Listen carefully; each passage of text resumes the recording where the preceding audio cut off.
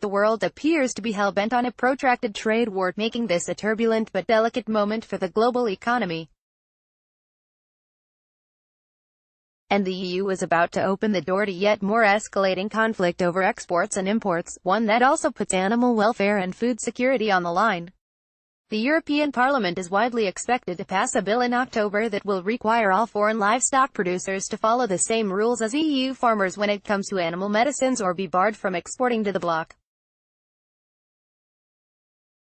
This means, for example, that meat, milk and egg exporters in countries including the US, Brazil or Australia must use veterinary medicines and treatments in the same manner as European farmers, despite facing different disease threats and environmental circumstances.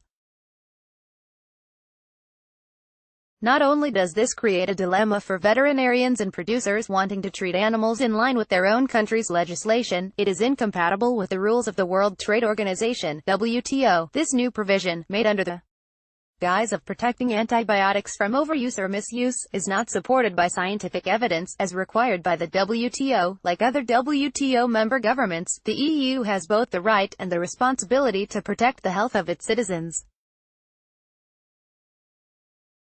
However, it must do so within the agreed framework of WTO rules.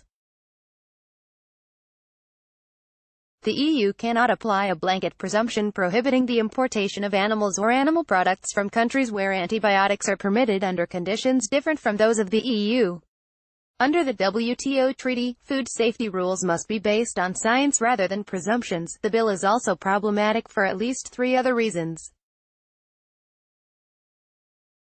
First, this kind of reciprocity requirement could work both ways, and pave the way for new tariffs or other trade rows. Other countries could equally apply restrictions on products from EU countries to meet their own national criteria.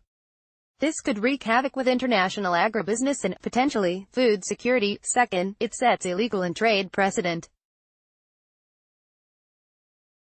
Similar restrictions could be introduced for other sectors or by other countries, which could impact regulated industries that also support human health, such as pharmaceuticals.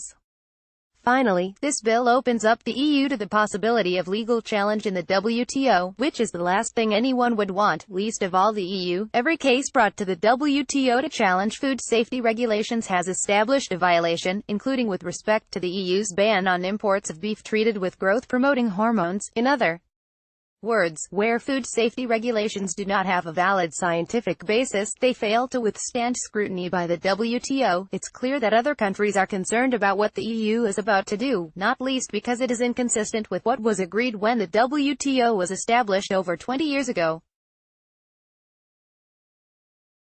To date, the European Commission has not offered a satisfactory response to these concerns, creating anxiety among big exporters like the US, Brazil and Australia. In the name of free and fair international commerce, the EU should consider carefully before joining the global trade war. Brendan McGivern is an international trade lawyer and partner of counsel at White & Case LLP, a firm that advises clients from a range of industries, including pharmaceuticals, in trade matters. He is the former head of dispute settlement at the Canadian mission to the World Trade Organization.